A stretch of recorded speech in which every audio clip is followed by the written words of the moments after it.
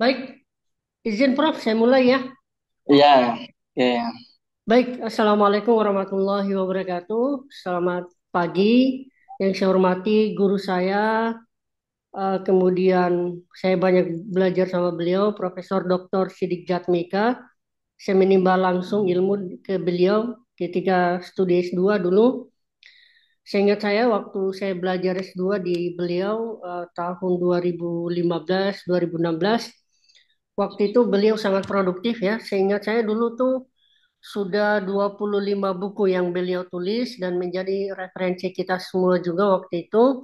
Dan memang juga menjadi salah satu inspirasi saya untuk ternyata belajar menulis. Dan ternyata para dosen-dosen di UMY sangat produktif dan menjadikan kami juga lulusannya bisa melahirkan hal-hal yang sama untuk produktivitas bidang publikasi.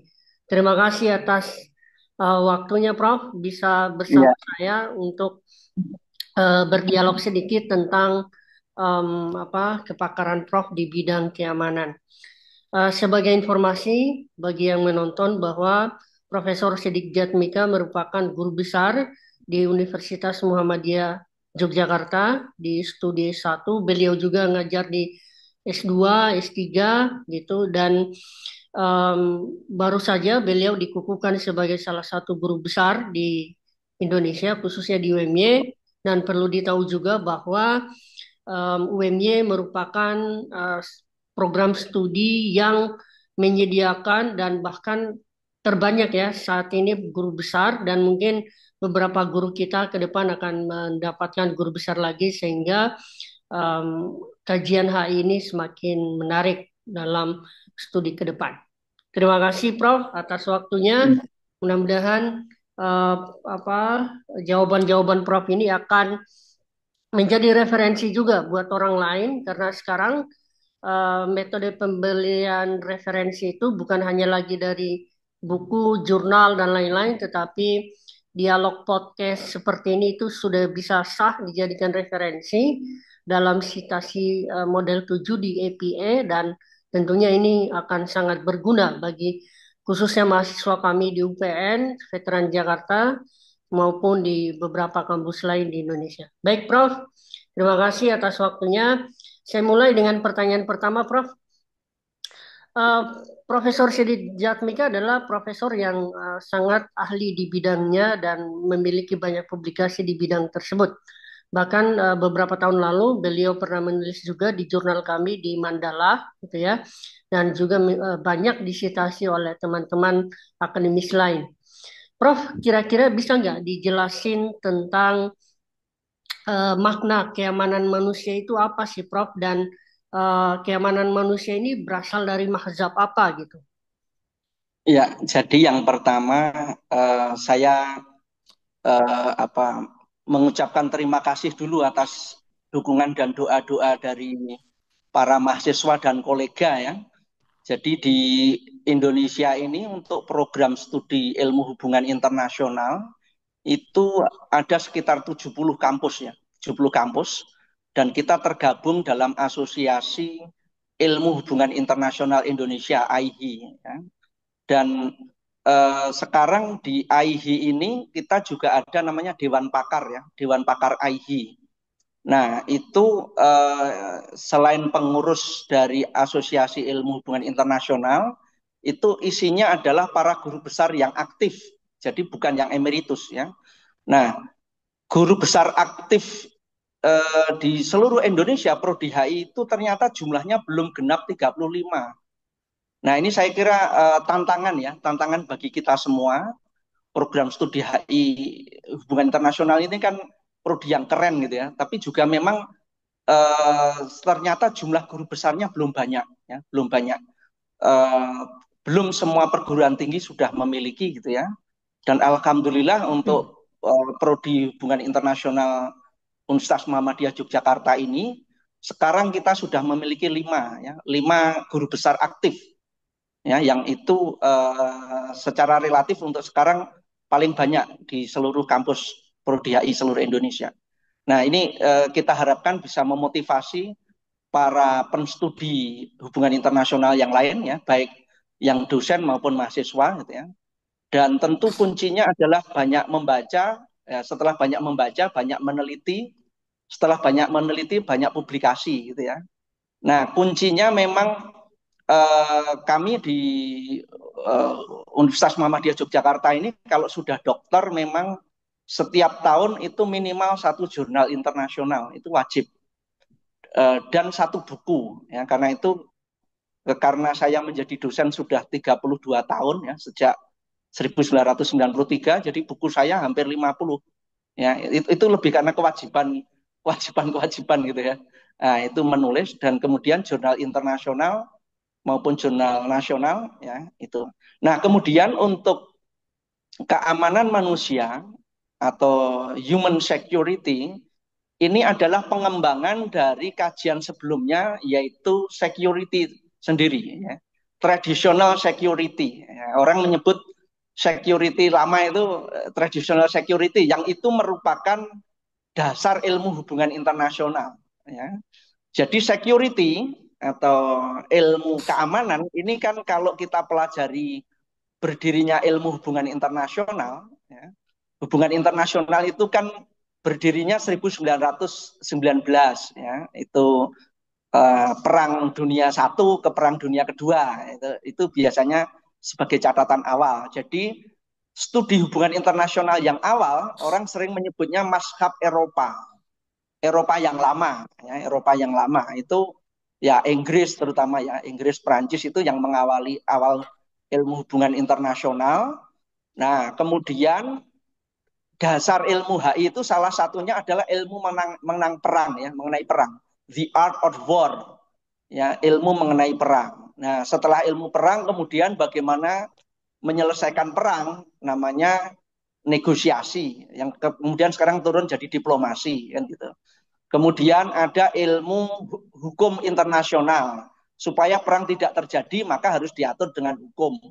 Ya, hukum internasional. Kemudian ada perdagangan internasional. Ya, jadi dasar ilmu HI ya itu memang salah satunya dari ilmu perang ya, the art of war sehingga bagaimana cara mempelajari mengapa perang terjadi dan kemudian bagaimana menghentikan perang dan bagaimana mencegah perang. Nah, itulah studi awal hubungan internasional ya. Itu era pertama ya 1919 sampai sekarang itu masih berjalan. Nah, kemudian memang ilmu HI sekarang sampai sekarang pun itu masih saya kira para mahasiswa hubungan internasional itu 50% itu kalau dilihat dari skripsinya masih cerita itu gitu ya. Cerita tentang perang dan saya kira perang dan damai ya. Saya kira juga salah satu motivasi para mahasiswa, calon mahasiswa itu dulu masuk HI itu katanya keren gitu ya. Ceritanya perang PN Jakarta juga kalau calon mahasiswa ditanya, kenapa Anda masuk prodi HI? Wah, saya bisa bercerita mengenai konflik Rusia dengan Ukraina. Gitu. Saya bisa cerita konflik perang dagang Amerika dengan Cina. Ya. Sekarang tiba-tiba bisa cerita tentang konflik India dengan Pakistan. Nah itu kan para mahasiswa HI biasanya motivasinya itu ya, keren gitu ya, bisa cerita perang dan damai. Ya. Nah, ya itu memang ilmu hubungan internasional awal eh, lebih banyak bercerita tentang tadi ya ilmu mengenai security ya pertahanan atau keamanan dalam sudut pandang pemerintah ya dalam sudut pandang penguasa. Jadi dalam kajian-kajian HI selama ini pertama itu dominasinya cerita tentang perang ya itu tentang perang. Kemudian yang kedua pelaku hubungan internasional yang utama itu adalah negara apa yang dikenal sebagai nation state. Ya, kalaupun tidak nation state itu adalah organisasi yang anggotanya para negara. Itu misalnya organisasi regional, Uni Eropa, ASEAN gitu. Atau organisasi internasional seperti United Nations ya, PBB. Jadi tetap nanti bicara hukum internasional ya, organisasi-organisasi internasional itu tetap aktornya, pelakunya adalah negara sebagai fokus utama. Nah, karena pelaku utamanya adalah negara, itu punya konsekuensi maka sudut pandangnya itu dari sudut pandang negara atau sudut pandang yang kuat. Ya, saya sering menyebut itu perspektif Gulliver. Ya, jadi dalam cerita apa dulu ya, fabel yang lama itu kan ada cerita di Inggris itu Gulliver dan Lilliput. Nah, Gulliver itu orang yang melakukan pelayaran ya, atau dunia antah berantah terus mendarat di negeri Lilliput yang penduduknya kecil-kecil gitu ya. Nah, jadi sudut pandangnya sudut pandang Gulliver. Gitu ya. Nah, jadi sehingga ketika Gulliver itu berjalan apa dengan gagahnya itu penduduk yang kecil-kecil bisa terguling-guling, mungkin tergenjat itu tidak kelihatan. Nah, itu perspektif Gulliver.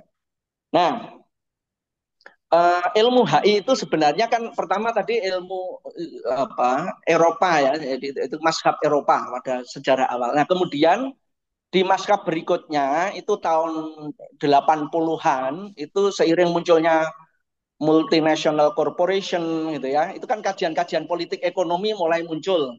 Juga kajian-kajian mengenai positivisme ya. Itu Amerika biasanya orang menyebutnya tahun 60-an ya ke atas sampai 80-an ini eranya era-era Amerika ya. Ilmuwan-ilmuwan HI dari Amerika mengemuka itu kajiannya kalau tidak politik ekonomi itu biasanya akan bicara soal positivisme.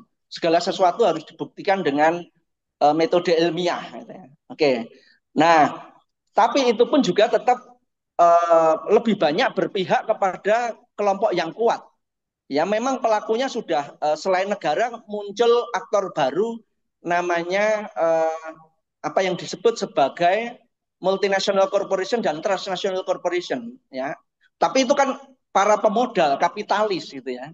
Nah, sementara masyarakat yang kecil ya, yang buruh, yang rakyat jelata itu belum mendapatkan perhatian yang cukup. Nah, itulah sudut pandang yang perspektif yang pertama tadi perspektif Eropa, kemudian perspektif Amerika masih dipandang terlampau memperhatikan siapa yang kuat, siapa yang menang ya, teori-teori realis. Kemudian pelaku utamanya adalah negara, termasuk juga nanti kapitalis itu. Nah, pada tahun 1990-an ya itu puncaknya ya sebenarnya itu namanya mazhab Eropa Utara, Skandinavia. Ya, Skandinavia itu tahun 70-an sudah mulai ada rintisan, tapi puncaknya adalah setelah Perang Dingin. Nah, itu orang menyebutnya mazhab Copenhagen, ya, karena kebetulan salah satunya itu Denmark. Ya. Nah, jadi para penstudi HI mulai mengatakan pentingnya perhatian kepada masyarakat citizen ya. Nah, citizenship ya, bukan statesman, bukan nation state tapi citizen ya, termasuk juga orang stateless. Orang yang tidak punya kewarganegaraan. Jadi nah ini perspektif Copenhagen itu antara lain merekomendasikan pentingnya perhatian kepada kelompok-kelompok manusia yang dia bukan penguasa dan dia bukan pelaku perang tapi korban perang. Nah, maka kelompok-kelompok inilah yang sering nanti disebut sebagai kelompok minoritas. Ya, minoritas itu kelompok yang memiliki kerentanan untuk mendapatkan diskriminasi, mendapatkan perlakuan yang berbeda karena dia lemah. Lemah secara kultur, secara kebudayaan, secara ekonomi, secara politik, secara militer gitu ya. Nah, itu penting untuk mendapatkan perhatian. Jadi Maskap Copenhagen inilah yang kemudian berhasil mempengaruhi Perserikatan Bangsa-Bangsa. Maka kemudian PBB melalui UNDP tahun 1994 itu mulailah kemudian program-program yang mulai memperhatikan misalnya kelompok-kelompok minoritas. Ya, masyarakat yang misalnya kalau bahasa kita masyarakat terdepan, terluar, terjauh gitu ya. Nah, kemudian juga masyarakat di perkotaan kan ada juga masyarakat yang miskin kota gitu ya, apalagi kalau di pedesaan gitu. Nah, kelompok difabel ya, kelompok difabel, kemudian kelompok yang mungkin secara etnis atau secara keagamaan dia minoritas sehingga dia mendapatkan perlakuan berbeda. Nah, itulah yang kemudian muncul apa yang disebut dengan MDGs waktu itu. ya. Jadi Millennium Development Goals. Ya, karena waktu itu kan setelah Perang Dingin kan orang sudah mulai ada pentingnya perhatian terhadap itu ya. Millennium Development Goals, kemudian berikutnya setelah 20 tahun kemudian berubah jadi Sustainable Development Goals yang sekarang ya, yang sekarang ada di situ. Itu sejarah awalnya gitu, Kak. Laude Muhammad Fatun. Baik, terima kasih Prof. Sangat detail penjelasannya ya. Semakin menarik. Nanti saya akan lanjutkan pertanyaannya adalah pertanyaan nomor 2. Prof, bagaimana kira-kira perkembangan kajian keamanan ini ya, keamanan manusia baik di negara maju maupun negara berkembang, khususnya Indonesia, Prof. Kalau kita lihat perkembangan saat ini. Iya, jadi memang kajian keamanan manusia ini paling depan itu memang bermula dari negara-negara yang sudah maju ya. Sudah maju itu artinya dia sudah welfare state. Welfare state itu untuk urusan makan perut itu sudah selesai. Jadi dia sudah mulai memikirkan ya. Jadi misalnya begini, orang itu bisa menjadi minoritas itu ada dua kemungkinan. Dia memang sejak lahir, misalnya dia sudah terlahir di daerah yang terpencil misalnya, atau dia terlahir cacat, gitu ya, atau dia terlahir karena warna kulit berbeda. Tapi juga ada faktor orang menjadi minoritas itu karena ada kebijakan politik, ya, kebijakan politik yang menyebabkan dia menjadi minoritas. Itu yang disebut dengan sekuritisasi. Sekuritisasi itu sebenarnya bukan soal pertahanan keamanan, tapi karena dibuat kebijakan ya, aturan-aturan baru yang justru membuat orang yang dulunya itu baik-baik saja menjadi sulit. Misalnya begini, kalau kasus Eropa Utara itu yang paling banyak kan dulunya memang emansipasi perempuan ya waktu itu ya. Jadi negara-negara Skandinavia itu yang sampai sekarang tingkat partisipasi politik perempuannya paling tinggi ya. Artinya mereka yang jadi perdana menteri, jadi presiden, itu anggota parlemen, itu kan rata-rata Denmark, Swedia, Finlandia, Norwegia ini tertinggi lah di dunia ini tingkat persentasenya.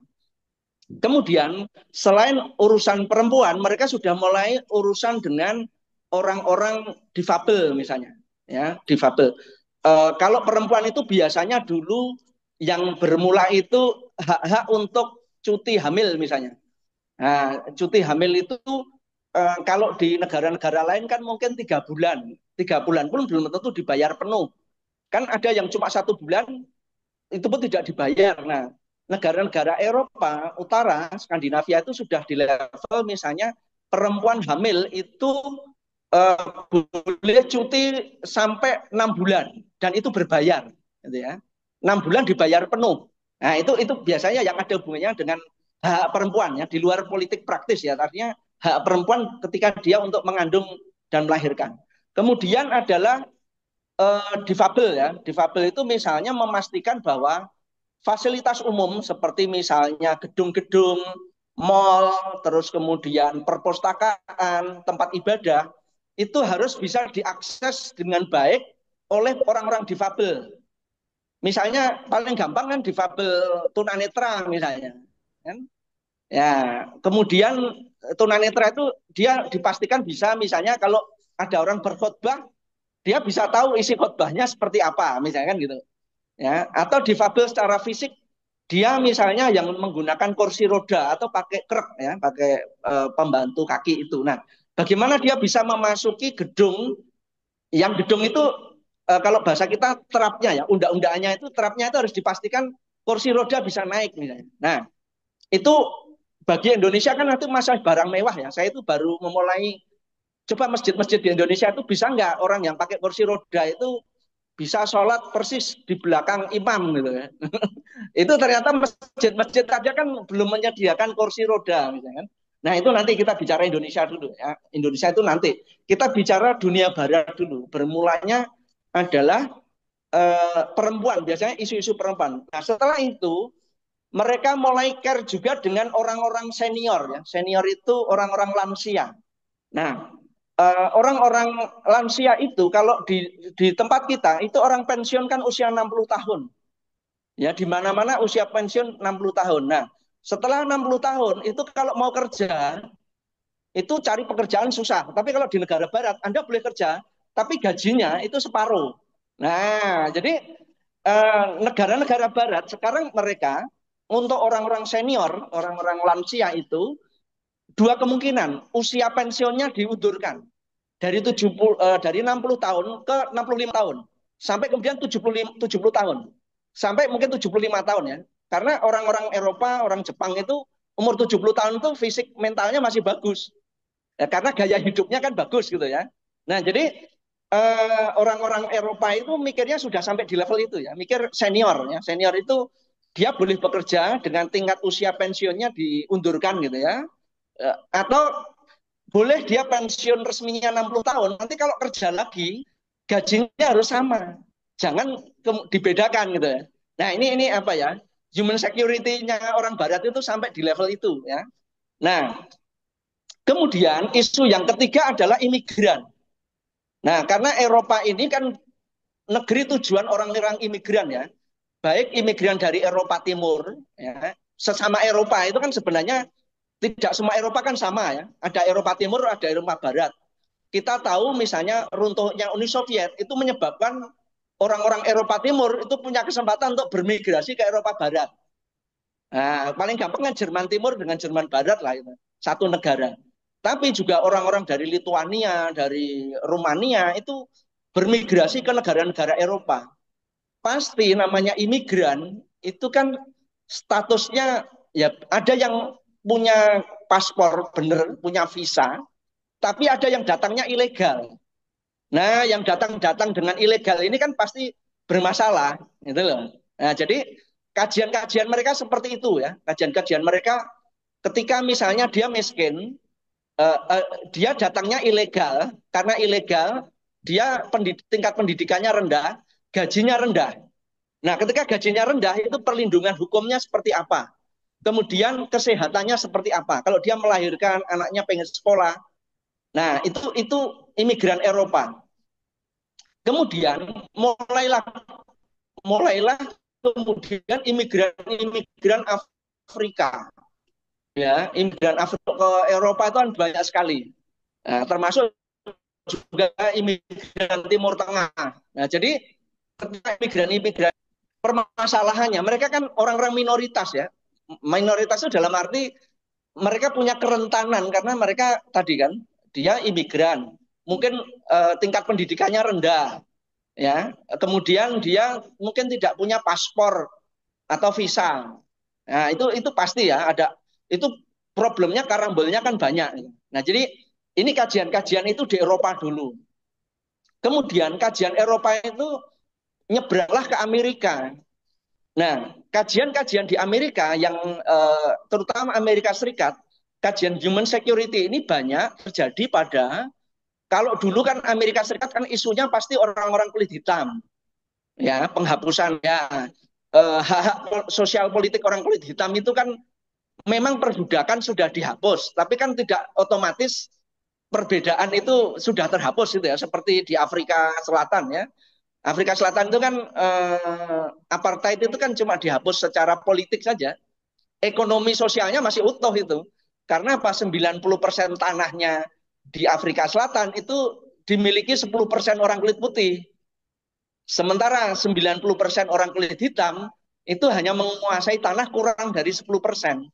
Ya, itu tetap pasti akan ada masalah gitu ya. Nah, ini itu yang Afrika Selatan. Di Amerika Serikat setelah isu kulit hitam itu yang banyak adalah isu tentang orang Amerika Latin. Nah, jadi orang-orang Amerika Latin ini mereka kan menggunakan jalur Meksiko, ya orang-orang jalur Meksiko nyebrang ya jalur Meksiko nyebranglah di Texas, Los Angeles dan sekitarnya itu. Nah, yang disebut sekuritisasi itu adalah dulu kalau Donald Trump itu nggak membuat pagar 6 meter atau 10 meter itu, orang-orang dari Amerika Latin kan memasuki wilayah Amerika Serikat dengan mudah. Justru kemudian ketika dibuat barrier itu jadi masalah. Itulah yang disebut sekuritisasi. Hmm. Ya, sekuritisasi itu adalah dampak negatif dari kebijakan politik ya, kebijakan hukum dan politik yang menyebabkan orang hidupnya jadi susah. Nah, itu maka kajian-kajian di Amerika, khususnya nanti di Texas, di Los Angeles, gitu ya, negara-negara bagian yang berbatasan langsung dengan Meksiko, itu pasti kajiannya tentang itu, tentang kelompok-kelompok minoritas, khususnya Amerika Latin. Mereka yang Amerika Latin sudah menjadi citizen Amerika saja, belum tentu mendapatkan hak dan yang sama, hak sosial politik. Apalagi mereka yang masuk ke Amerika Serikat dari Amerika Latin secara ilegal. Wah, itu persoalannya jauh lebih banyak. Ya, itu tentang nanti fasilitas hidup, termasuk kesehatan, pendidikan, dan jaminan asuransi macam-macam lah. Itu makin rumit. Nah, inilah kajian-kajian yang ada di Eropa, setelah itu Amerika ya. Nah, itu kelak kemudian hari barulah berkembang ya di beberapa negara-negara yang seperti Asia, tentu negara-negara yang Jepang, Singapura ya lebih duluan gitu ya, care. Nah, bagaimana dengan Indonesia? Nah, itu ya. Memang studi ini di Indonesia masih relatif baru ya, masih relatif baru. Kita di Asosiasi Ilmu Hubungan Internasional itu terus terang ya, di Asosiasi Hubungan Internasional itu kan ada klaster-klaster kelompok ya, kelompok pengkaji itu misalnya yang terkenal KIKE, Komunitas Indonesia untuk Kajian Eropa. Nah, ada kajian namanya gender. Nah, saya masih melihat ketika ngomong tentang gender itu kita masih terbatas ngomong tentang perempuan dan politik. Coba ini, dan itu terpengaruh nanti skripsi-skripsi mahasiswa ya itu pasti ceritanya perempuan dan politik ya. Kalau nggak gitu itu cerita tentang LGBT dan queer.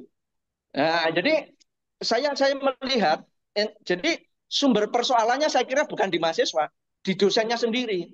Saya Hmm. kira di IID itu perlu ada perluasan pemahaman tentang isu minoritas. Ya, jadi gender itu sebenarnya dan isu-isu mengenai human security. Jadi gender itu kan perspektif ya, orang diperlakukan berbeda bukan karena kenyataannya, tapi lebih karena konstruksi sosial. Nah, itu namanya gender. Nah, isu gender itu bahwa isu perempuan dan sosial politik oke, itu dominan oke. Tapi itu bukan satu-satunya gitu loh.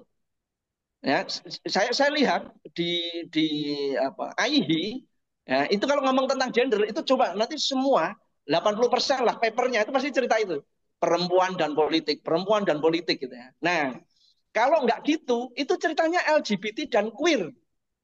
Jadi saya itu kadang-kadang ada mahasiswi cerita nulis perjuangan LGBT Australia untuk mendapatkan status politik. Wah, itu satunya LGBT di Inggris, satu lagi LGBT di Amerika. Hmm. Jadi cerita tentang gender itu hanya kalau nggak perempuan, LGBT. Padahal ketika kita ngomong human security, keamanan manusia, itu jauh lebih besar dari itu, gitu ya. Nah, ini saya kira yang penting ya, bahwa kita di Indonesia penting untuk membangun kesadaran. Ini dimulai dari dosen dulu, dosen dan pengkajinya dulu. Gender itu adalah konstruksi sosial. Konstruksi itu common sense ya, common sense dari pikiran gitu, dari pikiran manusia, bukan karena kenyataannya. Gitu. Jadi misalnya orang kulit putih itu lebih cerdas daripada kulit hitam. Hmm. Itu kan konstruksi sosial, bukan kenyataan kan. Memang sebagian besar kulit hitam itu mungkin kurang lebih pintar dibanding kulit putih, tapi kan tidak semua. Hmm. Orang kulit putih pasti lebih kaya daripada kulit hitam. Itu kan konstruksi sosial. Nah, nah itu namanya gender gitu. Nah, gender itu bukan hanya sekedar cerita jenis kelamin laki-laki perempuan. Ya, lah. Ada gender lain misalnya cerita ya jenis kelamin itu laki-laki perempuan terus tambah tadi LGBT queer gitu kan. Sebenarnya kalau di Indonesia LGBT queer kan nggak boleh itu dikaji. Ya, oke. Ada orang perspektif ya, mendapatkan perlakuan berbeda. Jadi karena perlakuan berbeda itu ada kelompok yang diuntungkan. Nah, kelompok yang diuntungkan itu dalam bahasa sosiologi dan ilmu hubungan internasional itu namanya kelompok dominan. Kelompok dominan tadi Gulliver itu yang gede itu yang diuntungkan ya, mendapatkan privilege karena konstruksi sosial ya. Nah, tapi sebaliknya ada kelompok yang karena konstruksi sosial itu dia menjadi lemah, dia mendapatkan kemungkinan untuk diperlakukan berbeda, diperlakukan lebih jelek, lebih negatif, itu namanya kelompok minoritas. Nah, istilahnya dominan dan minoritas. Ya, kajian-kajian. Nah, minoritas itu selain berdasarkan jenis kelamin tadi, laki-laki, perempuan, itu yang kedua biasanya kan ras, ya, ras dan warna kulit. Misalnya ras itu kalau di India kan terkenal itu. India Utara orang Arya, gitu kan, kulitnya lebih putih. India bagian selatan orang Dravida, kulitnya lebih hitam. Nah, jadi itu kan ras ya, itu ras, warna kulit ya. Kemudian yang kedua ada minoritas dan dominan itu berdasarkan agama. Ya, agama itu bisa antar agama, bisa internal agama. Antar agama itu kan misalnya ya, kalau di Islam kan ada Sunni dan Syiah. Nah, itu itu internal agama ya. Kalau antar agama itu misalnya Huntington itu mengatakan the clash of civilization.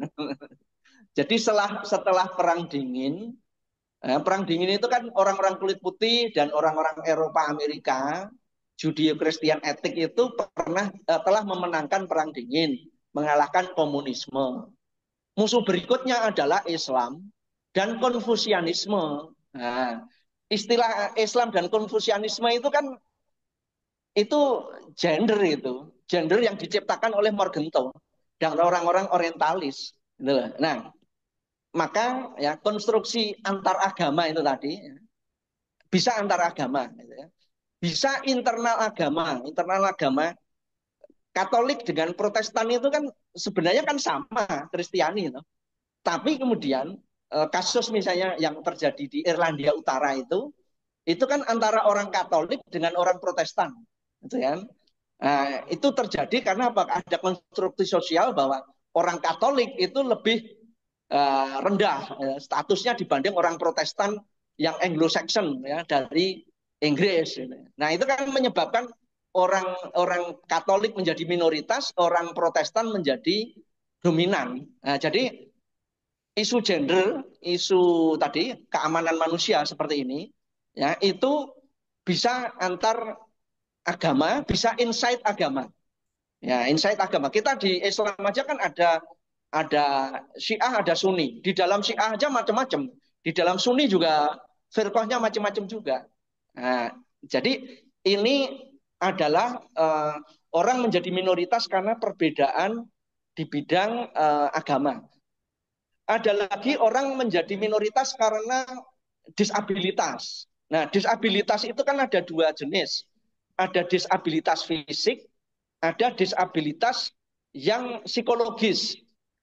Nah, orang kan cenderung biasanya melihatnya fisik. Fisik itu misalnya orang dengan kaki yang kalau berjalan tidak bisa selancar orang normal misalnya, sehingga dia harus pakai kursi roda, pakai kerek ya, pakai tekan gitu ya, atau orang karena penglihatannya misalnya. Nah, orang yang orang yang difabel secara fisik itu pun juga sebenarnya kan bermacam-macam. Ada yang sejak lahir, memang dari lahir dia misalnya kakinya tidak bisa berjalan dengan bagus, atau karena tumbuh kembang. Ya, ketika dulunya kakinya bagus, ya orang buta itu kan tidak ada yang ketika kecil dia bisa melihat, tapi begitu usia tertentu dia nggak bisa melihat. Ya. Nah, ada yang ketiga karena accident, karena kecelakaan. Nah, ini pemahaman jenis-jenis itu saya kira penting ya. Termasuk juga orang difabel secara psikologis. Kan ada orang macam-macam. Ya, kalau kita nonton film My Stupid Brother ya. Ya, itu kan ada yang karena idiot, ya, My Idiot Brother ya. Ada yang idiot, ada yang mungkin bipolar, ada yang macam-macam lah. Nah, mereka itu kan juga punya kepentingan apa, punya situasi kerentanan ya, minoritas tadi ya.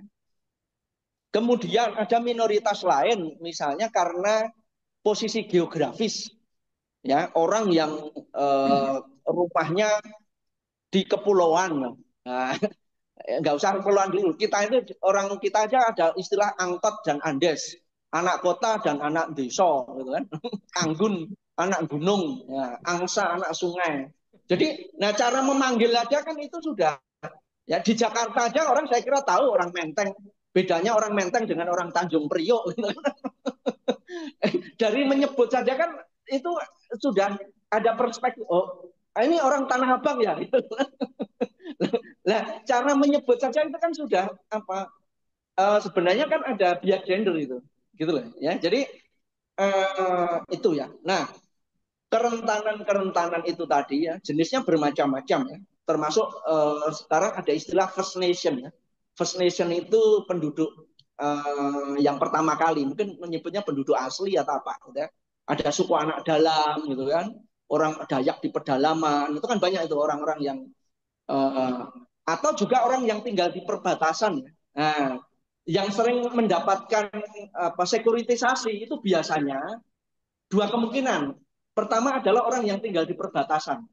Hmm. Dulu orang Dayak itu di Kalimantan itu mau nyebrang dari Kalimantan Tengah ke utara ke timur bebas ya karena seluruh Kalimantan itu tanahnya orang Dayak.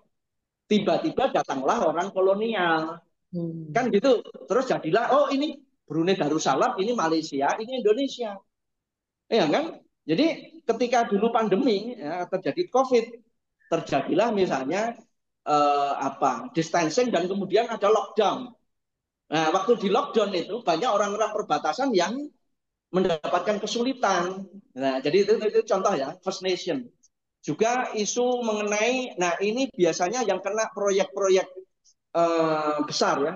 Misalnya di Rempang, Rempang Galang. Saya baru aja pulang dari Rempang Galang. Itu Pulau Rempang itu ada 7.000 kepala keluarga. Ya, 7.000 kepala keluarga. Kemudian datanglah proyek dari Cina yang membuat pabrik kaca di situ. Nah, proyek itu memerlukan lahan yang sangat luas. Nah, ketika membuka lahan, itu harus menyingkirkan dulu orang-orang yang sebelumnya tinggal di lokasi itu. Nah, memindah itu bukan mudah karena yang dipindahnya orang-orang pantai. Dia Hmm. nelayan, dia biasa hidup di pantai, jadi nelayan, kemudian dipindah di pedalaman yang 14 km dari pantai. Hmm. Nah, itu kan problem. Makanya nanti persoalan human security ini ya, biasanya akan mencakup 7 hal, ya, 7 hal, ya, tujuh unsur human security. Sekarang yang terkenal kalau di Indonesia itu kan health security, Hmm. keamanan di bidang kesehatan, ya, health security. Kemudian di bidang pangan ya, nah, di bidang pangan kita punya makan bergizi gratis. Nah, kemudian ada environmental security ya, keamanan di bidang lingkungan hidup. Sebenarnya topik-topik tentang IKN gitu ya, pembangunan IKN, terus daerah-daerah dengan proyek-proyek mega proyek ya. Di Indonesia kan banyak mega proyek. Kita punya apa, proyek strategis nasional ya PSN. Nah, itu kan banyak itu. Itu pasti ada problem environment security.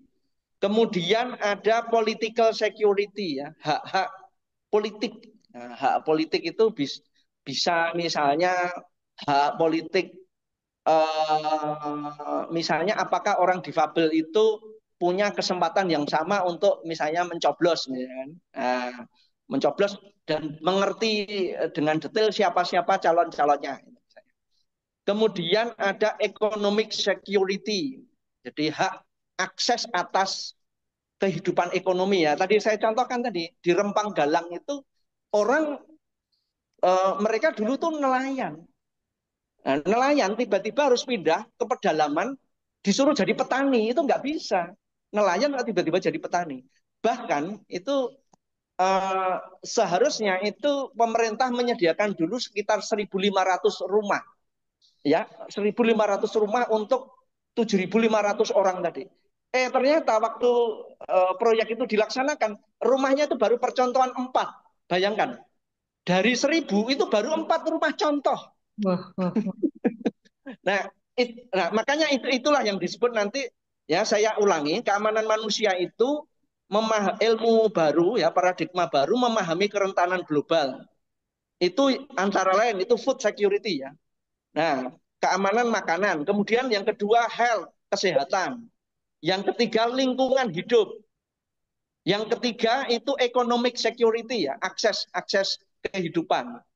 Kemudian personal ya, hak-hak pribadi ya, perseorangan. Kemudian komunitas, kalau komunitas kan kelompok. Kemudian kalau political security itu berarti penduduk seluruh negara atau seluruh provinsi. Nah, sesungguhnya, ketika kita mulai mengerti tentang human security ini, harapan kita mahasiswa hubungan internasional tuh pilihan apa? Pilihan skripsinya atau menulis jurnal atau karya ilmiahnya itu makin terbuka lebar gitu loh. Jadi tidak ada lagi alasan, Pak, saya kesulitan mencari judul. Nah, itu biasanya klasik toh. Nah, Pak, kok saya susah mencari judul? Sebenarnya dengan isu-isu human security ini membuka gagasan kita untuk kajian ilmu itu jauh lebih banyak. Contohnya tadi food security saja. Food security itu keamanan pangan itu paling tidak ada 3 jenis. Yang pertama namanya food supply, food production dulu, food production. Jadi ada suatu daerah itu memang tandus. Kalau tandus memang dia tidak bisa memproduksi pangan. Nah, berarti orang-orang itu kelaparan karena di situ tidak bisa menghasilkan pangan. Itu namanya food production. Makanya misalnya pemerintah Indonesia ini kan membangun apa sawah ya, sawah baru di Papua.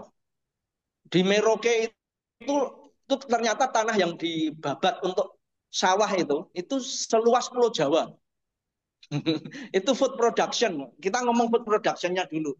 Jadi pemerintah Indonesia pengen supply pangan dengan cara membuka lahan baru, sawah-sawah. Itu namanya food production. Maka segala kajian tentang bagaimana caranya memproduksi pangan baru, itu namanya food production. Yang kedua namanya food supply. Makanannya itu banyak, tapi kita nggak bisa rantai pasokannya itu tidak lancar. Jadi misalnya teman-teman kita yang di perbatasan Kalimantan Utara itu lebih dekat dengan Malaysia.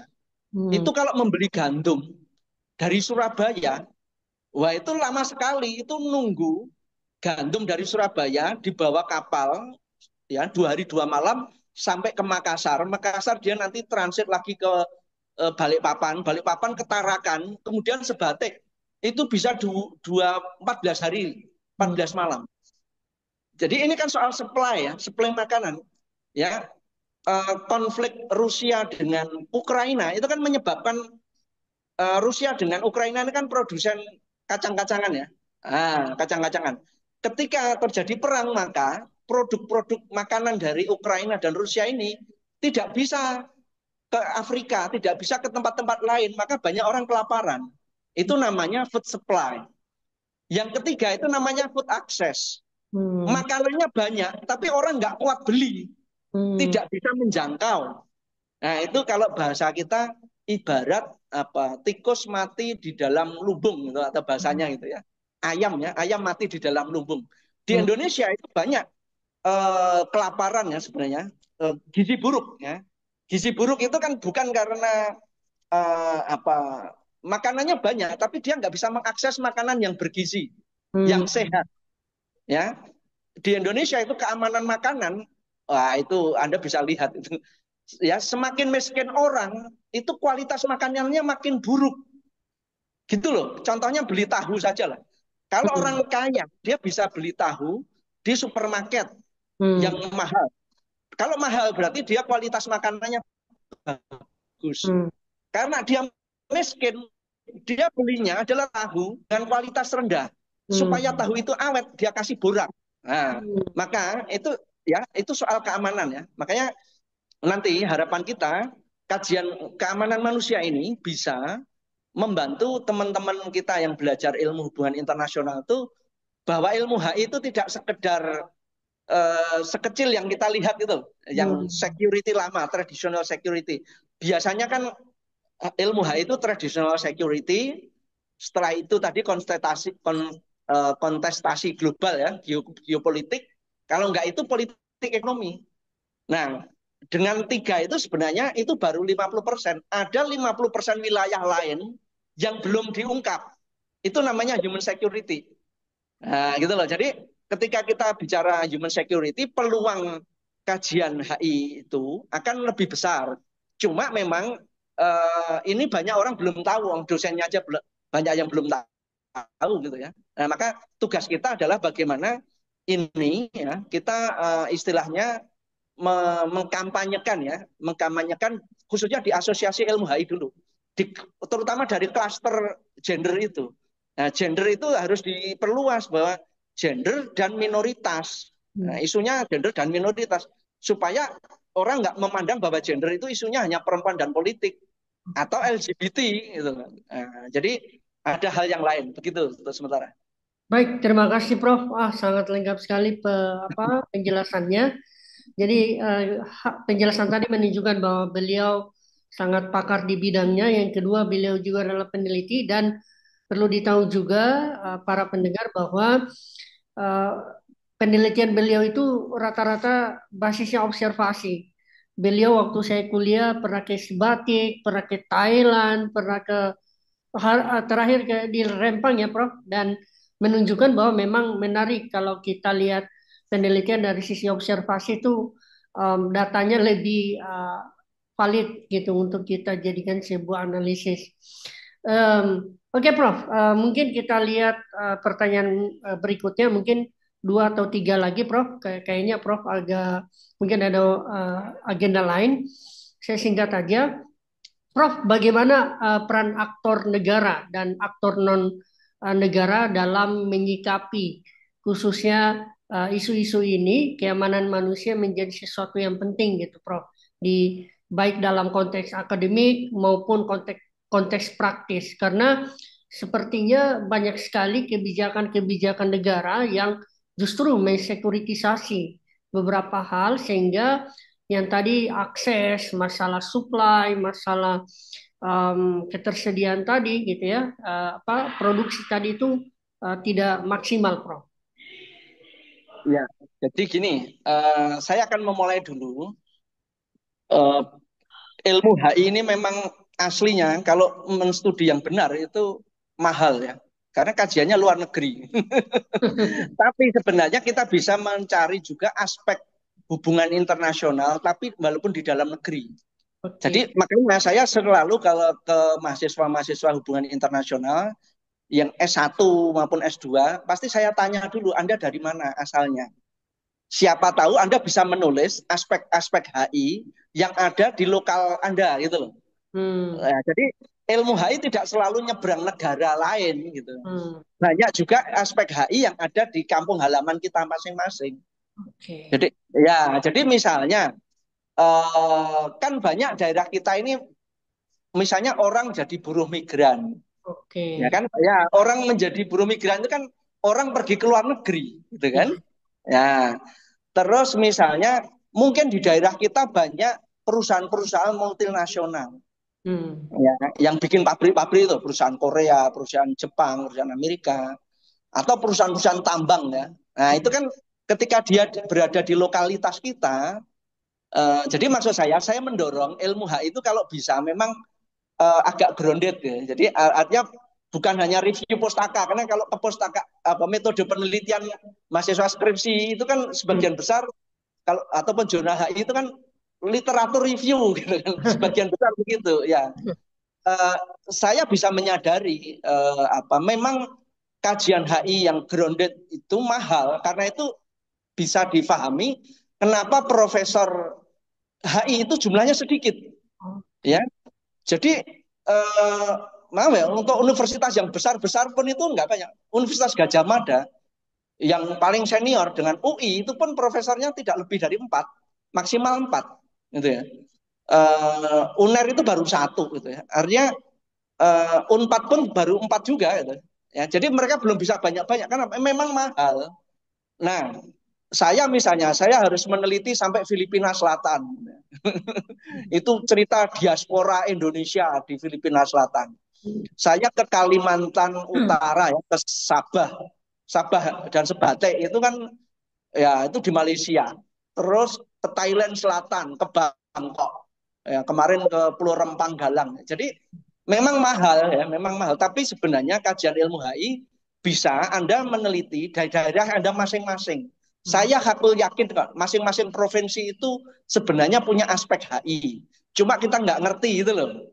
Ya kan? Ya misalnya investor asing masuk ke situ atau orang asing beroperasi di tempat kita atau orang kita pergi ke luar negeri. Kan ada itu banyak. Nah, bagaimana tugas negara? Maka eh, profesor saya ini sebenarnya kan di bidang keamanan manusia, human security, dan juga tata kelola ya, governance, tata kelola diplomasi kesehatan. Ya, diplomasi kesehatan. Saya kebetulan istri saya dokter dan saya punya klinik. Ya. Saya ini direktur klinik Pratama. Jadi, nah saya banyak bicara soal tata kelola. Jadi fungsi negara itu adalah menyediakan peraturan, ya. Nah, peraturan itu bukan hanya memproduksi ya, bukan hanya decision making proses, tapi juga law, bukan law making ya, pembuatan hukum, tapi law enforcement, penegakan hukum. Nah, sebenarnya di Indonesia ini banyak hal yang itu ada kaitannya dengan tata kelola. Saya mengartikan misalnya human security on occupation. Jadi aspek-aspek keamanan manusia di bidang okupasi itu profesi pekerjaan ini loh. Profesi pekerjaan, misalnya di bidang transportasi. Nah ini saya kira penting disampaikan. Banyak mahasiswa HI, oh itu HI ya Pak, gitu kan? Ya, jadi ini saya gini, ada peluang misalnya di bidang transportasi saja. Transportasi itu kan ada transportasi udara, pesawat, ada transportasi darat. Darat itu ada bis, ada mobil, ada kereta api, gitu. Setelah itu ada transportasi laut. Laut itu ada kapal aja, kapal itu ada kapal perang, ada kapal tanker, ada kapal wisata, ada kapal roro ya. Nah, ini apa speedboat yang pendek-pendek itu. Nah, itu dari transportasi saja sebenarnya itu aspek HI-nya banyak. Misalnya tentang aspek keamanan manusia, misalnya soal kesehatan para stewardesses, ya, stewardesses dan pilot. Jadi maksud saya, ini kita bicara soal belum penumpangnya, kita bicara soal pilot dan pramugari. Nah, pilot dan pramugari itu kan dia punya ketentuan tentang cara bekerja, aturan bekerja. Nah, ternyata setelah kita teliti, aturan-aturan tentang bekerja para stewardesses itu tidak ramah kesehatan perempuan. Misalnya. Nah, misalnya gini. Ya, kalau pramugari ya, yang perempuan itu. Ini kasusnya pramugari perempuan. Coba nanti kalau kita ketemu keluarga kita yang jadi pramugari, itu rata-rata, mohon maaf, itu mereka kalau menikah, menikahnya pasti kan rada telat karena menjadi pramugari kan nggak boleh nikah. Iya. Nah, begitu dia menikah, misalnya di atas 30 tahun, untuk mendapatkan anak pertama, itu ternyata susah, Pak. Nah, jadi ini moga-moga ini acak saja, dicari orang-orang yang bekas pramugari itu, anaknya itu bisa punya anak 2, 3, itu hebat. Rata-rata mereka tuh untuk mendapatkan anak pertama saja itu susah. Kenapa? Nah, setelah diteliti ternyata ritme biologis mereka itu terganggu. Ritme biologis itu contohnya menstruasi. Jadi ternyata para pramugari itu ritme menstruasinya bulanannya itu nggak bisa teratur. Nggak bisa teratur apakah mestinya kan 30 hari sekali misalnya. Itu ada yang bisa 4 terlambat atau terlampau cepat. Hmm. atau terlampau lama. Hmm. Nah, ternyata apa? Ternyata banyak pramugari-pramugari itu punya masalah kesehatan. Hmm. Yang itu asalnya dari peraturan. Oke. Misalnya, mohon maaf ya, untuk pramugari penerbangan pertama, first flight itu jam 5 pagi. Hmm. Rata-rata penerbangan jam 5 pagi. Itu berarti pramugari harus bangun jam 3. Iya. Jam 3 pagi bangun, mandi, jam 4 sudah sampai bandara. Hmm. Karena dia harus mempersiapkan pesawat kan. Hmm. Paling enggak setengah jam lah itu. Check-in itu kan setengah jam. Ya. Nah, pesawat itu untuk sampai penerbangan terakhir, misalnya saya pramugari Lion Air, Hmm. itu sehari itu misalnya saya hanya Jakarta, Jogja, Denpasar, Makassar, Ambon. Nah, Hmm. itu PP, itu kan 8 kali penerbangan. Iya, iya.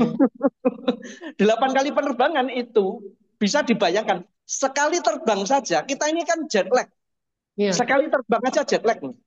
Belum nanti kalau di atas ada apa? Ada trouble. Hmm. Misalnya pesawat harus berputar di atas Yogyakarta 8 kali karena apa?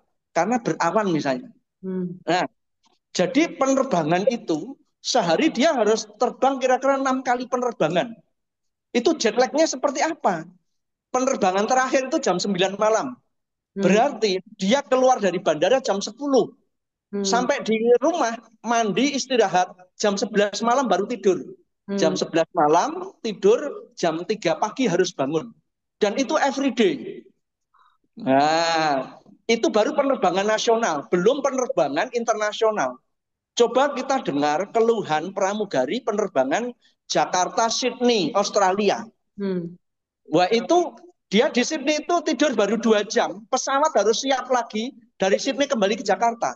Hmm. Nah, maka kita sebagai orang ilmu hubungan internasional, kita ngomongnya kan soal tata kelola, Hmm. soal administrasi. Jadi negara, Kementerian Perhubungan itu harus punya peraturan tentang kesehatan dan keselamatan kerja para pramugari misalnya.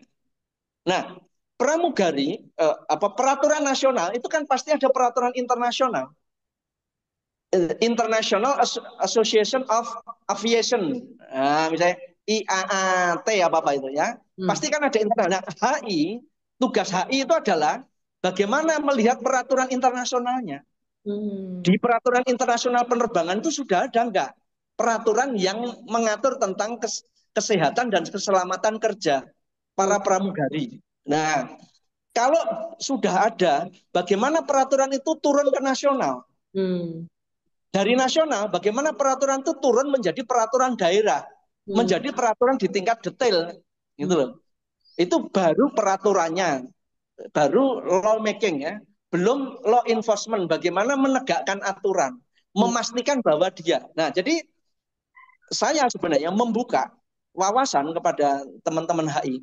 Ada human security itu dari occupation saja, Hmm. itu area HI itu banyak sekali. Kita ngomong pesawat terbang saja tadi baru dari kesehatan pramugari, Hmm. belum kesehatan pilot, Hmm. belum kesehatan penumpang.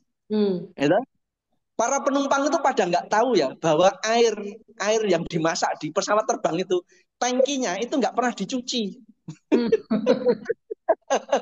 Jangan dikira itu air galon dari bawah dinaikkan, enggak, itu dalam tangki besar.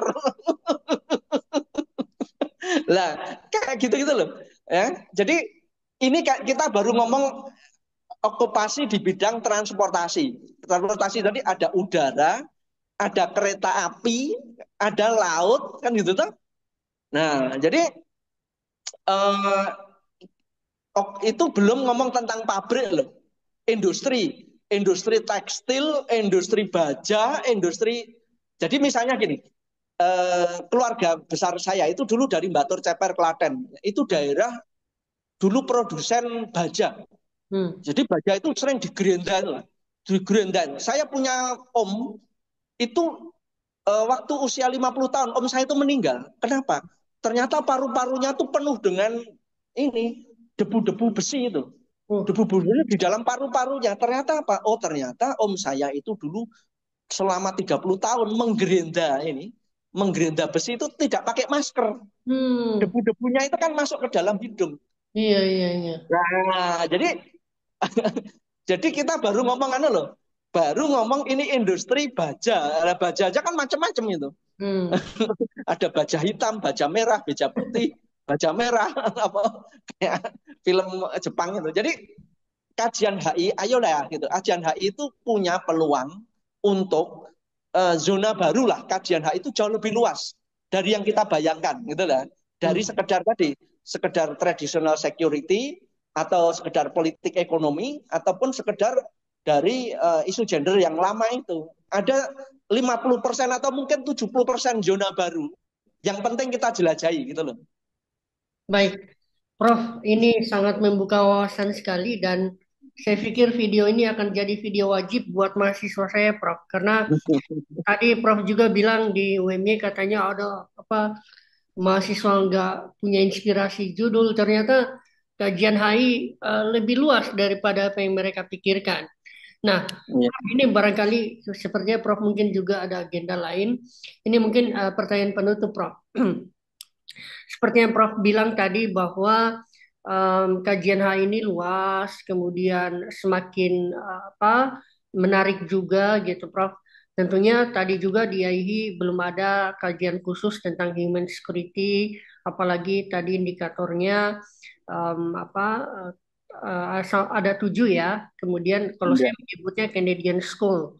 Nah, Prof, kira-kira apa yang bisa dijadikan tips buat teman-teman para pengkaji HI se-Indonesia agar lebih luas wawasannya memandang HI ini sebagai kajian yang empirik? Karena saya lihat banyak kasus memang cenderung monoton gitu, Prof. Bahkan di kami aja yang lalu itu sempat menolak sekitar 40 judul karena terlalu monoton dan kaku gitu. Tidak ada modifikasi, inovasi dari topik-topik yang mereka punya gitu. Prof, kira-kira tips apa yang perlu dipersiapkan oleh para penstudi HI khususnya uh, secara umum gitu dan khusus bagi penstudi human security agar kajian ini itu membuka wawasan mereka untuk membuat artikel baru yang lebih modifikasi atau buku atau skripsi, tesis maupun disertasi, Prof. Ya, jadi begini ya, kajian ilmu HI ini memang karena internation ya, istilahnya kan internation. Nah, internation itu kan pasti eh, pikirannya itu kan ada unsur menyeberang perbatasan nation state gitu. Hmm. Nah, ada unsurnya. Jadi pertama memang kalau memang apa kajiannya itu grounded ya, itu memang agak mahal. Terus terang aja Hmm. mahal ya, mahal.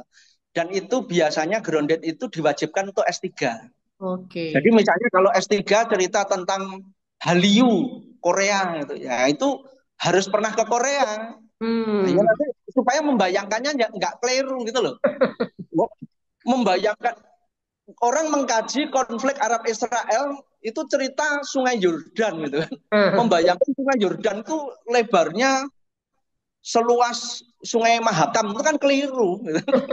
Sungai Sungai Yordan itu hanya selebar 20 meter gitu. Sementara Sungai Mahakam itu 2 kilometer gitu. Jadi nah, grounded itu penting. Jadi karena facet ya, facet itu akan sangat mempengaruhi ya.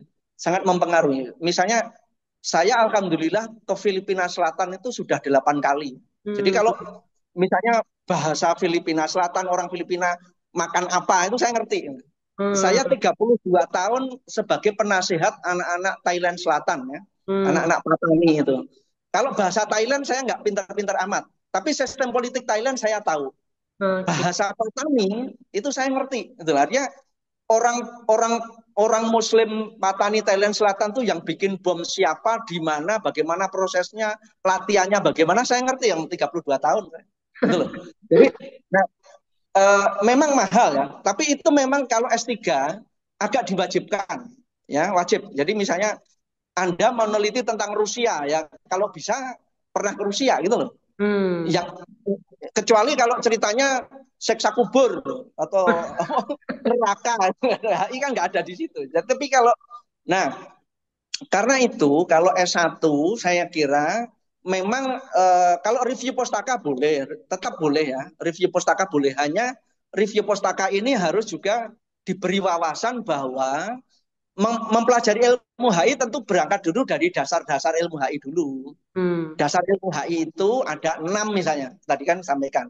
Oh, ilmu HI itu asalnya dari ilmu the art of war, Hmm. seni untuk perang, gitu Hmm. kan? Terus bagaimana cara menghentikan perang itu namanya negosiasi diplomasi, Hmm. kan gitu. Hmm. Supaya perang tidak terjadi lagi namanya hukum internasional. Hmm. Terus kemudian perdagangan internasional. Terus apa lagi? Jadi itu ilmu dasar dulu. Nah, setelah ngerti ilmu dasar, kemudian kita mempelajari perkembangan aktor-aktor HI. Hmm. Karena aktor HI itu kan dipengaruhi atau mempengaruhi perkembangan HI kan. Hmm. Ya, jadi misalnya dulu aktor HI itu hanya Vatikan. Hmm. Setelah itu bertambah menjadi negara bangsa. Nah, Hmm. selain negara bangsa berarti kan ada bangsa yang tidak punya negara. Iya. Nah, bangsa yang tidak punya negara kan banyak. Hmm. Nah, itulah. Nah, orang yang ingin merdeka itu ada dua, ada separatisme, ada irredentisme. Hmm. Separatisme itu ingin keluar dari negara induk. Hmm. Kalau irredentisme keluar dari negara induk ingin bergabung ke negara lain. Jadi Hmm. misalnya orang Kashmir ya, Jammu Kashmir, Hmm. orang Muslim di India itu kalau keluar dari India saja namanya separatisme. Hmm.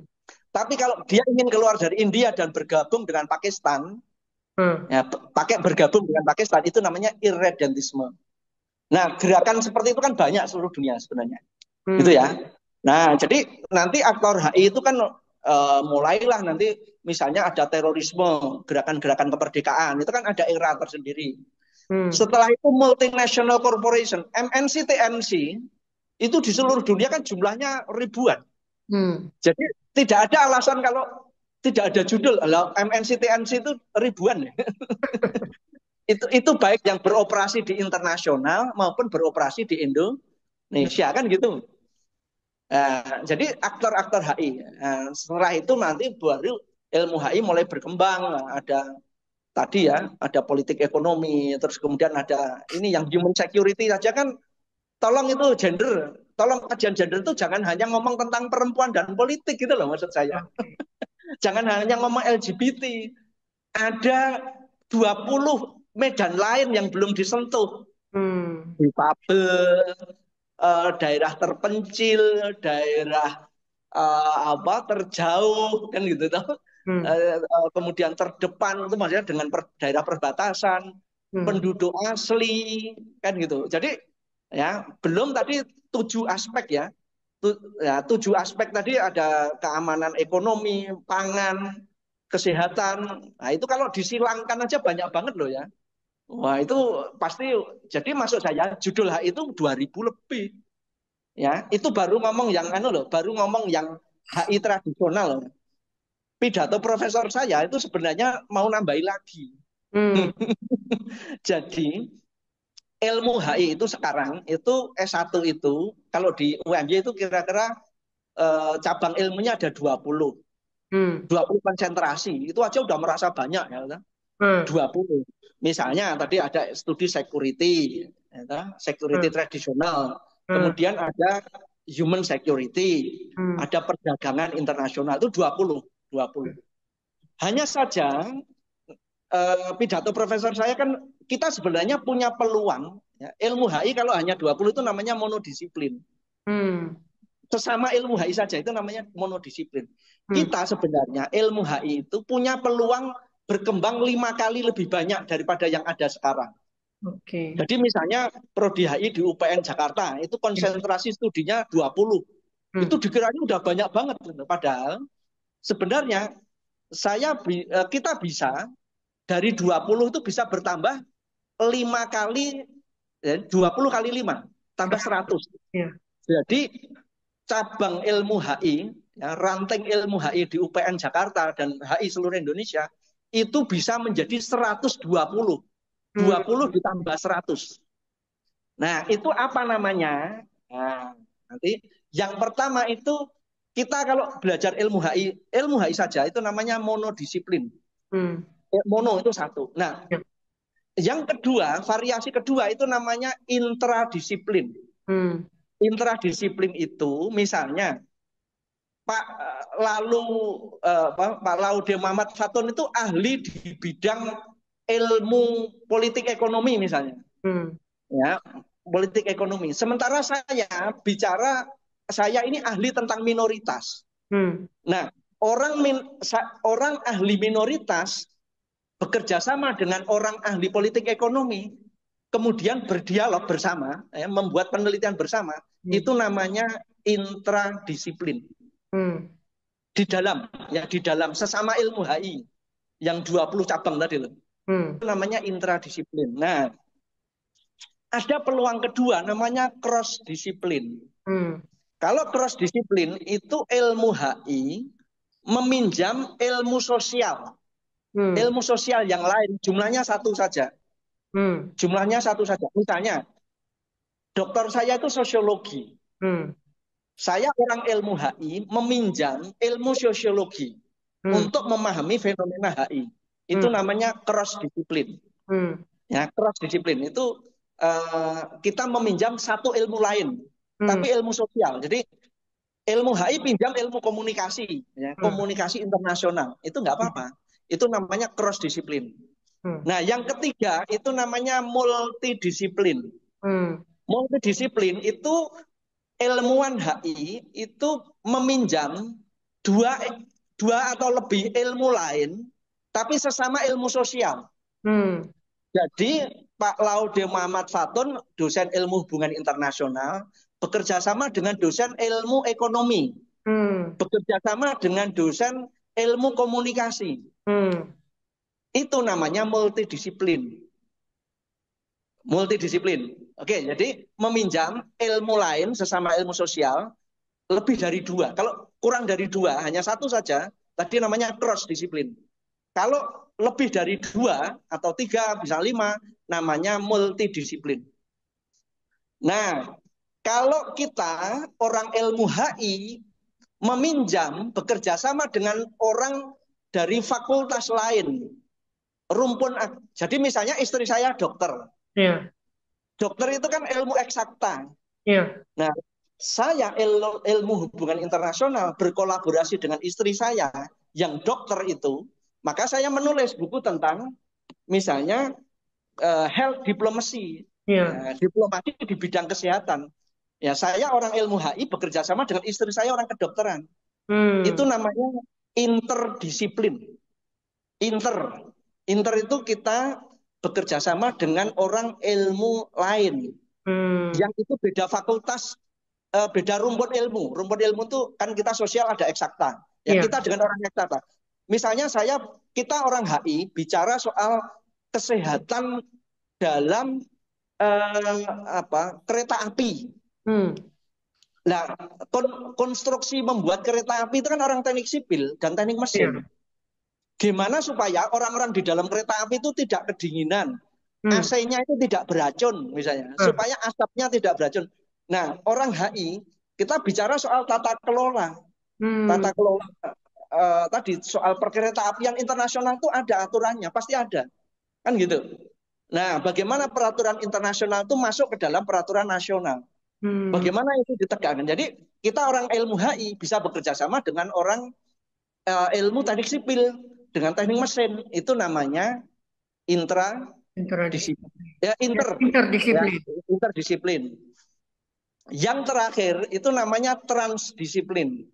Kalau transdisiplin itu kita orang ilmuwan itu bekerja sama dengan praktisi. Hmm.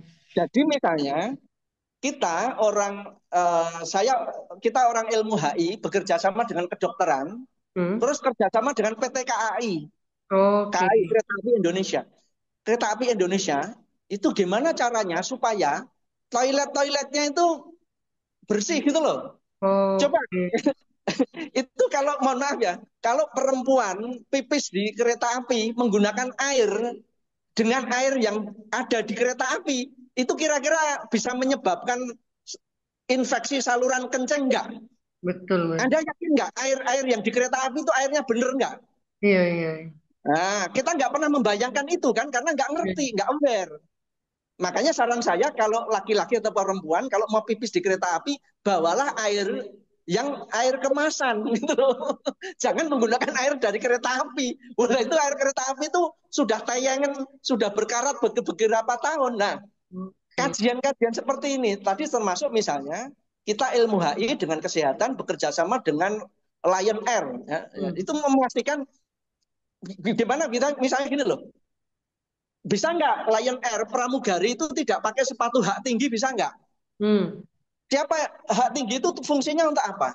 Hmm. Padahal sepatu hak tinggi itu kalau dipakai lama itu mencengkeram otot kaki, ya, Hmm. itu otot punggung dan perut. Hmm. Maka pramugari yang sehari 12 jam menggunakan sepatu hak tinggi itu bisa menyebabkan menstruasinya terganggu. Oke. Oh, nah, gitu loh. Itu namanya transdisiplin. Jadi makanya sebenarnya penstudi ilmu HI mau yang S1, S2, S3 itu sebenarnya ya tidak ada alasan kalau wah mencari topik ilmu HI, kajian HI sulit, nggak ada. Dunia itu sangat luas, ya jauh lebih luas dari yang kita bayangkan. Maka kalau yang saya tadi, yang pidato profesor saya tadi tentang monodisiplin, ya monodisiplin itu ilmu kita 20, ya ilmu HI punya cabang 20 itu rantingnya 20, kita bisa ditambah 20 kali 5, 100. Ya, ilmu HI itu dari bayangkan dari 20 menjadi 120 spektrum.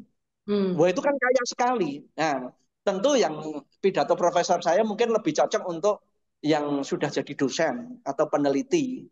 Ya, kalau S1 belum lah, S1 itu monodisiplin dulu lah gitu ya. Iya, iya. Tapi yang kedua, yang kan S2 sudah sebagian jadi dosen kan. Nah, yang yang sudah jadi dosen-dosen itu jadi dosen HI itu tidak haram bekerja sama dengan dosen teknik sipil itu kalau penelitian itu tidak ada haramnya.